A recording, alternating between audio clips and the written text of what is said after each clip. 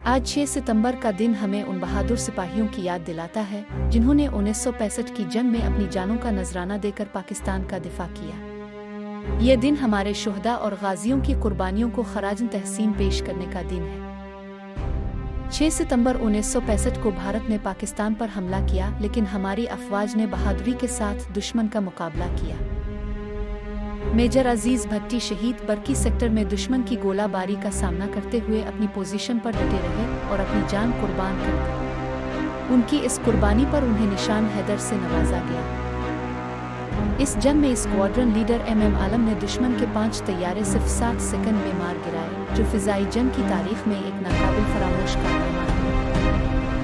17 रोज तक जारी रहने वाली इस जंग की गर्द बैठी तो भारत अपने सैकड़ों टैंकों और दर्जनों जहाजों से महरूम हो चुका था। इसके 5000 से ज्यादा फौजी वासिल जहन्नम हो चुके थे और भारत गुरूर खाक में मिल चुका था। हमारे ये सिपाही हमारे मुल्क की आज़ादी और खुद मुख्तारी के मुहाफिज थे और उनकी कुर्बानियां हमें हमेशा याद दिलाती हैं कि हम एक मजबूत कौम हैं। औम दिफा हमें बताता है कि हम अपने वतन की हिफाजत के लिए हमेशा तैयार रहेंगे, जैसे हमारे शुहदा थे। शुहदा की कुर्बानियों को सलाम, जिनके लहू से वतन की आज़ादी का परचम हमेशा बुलंद रहता है। पाकिस्तान जिंदाबाद।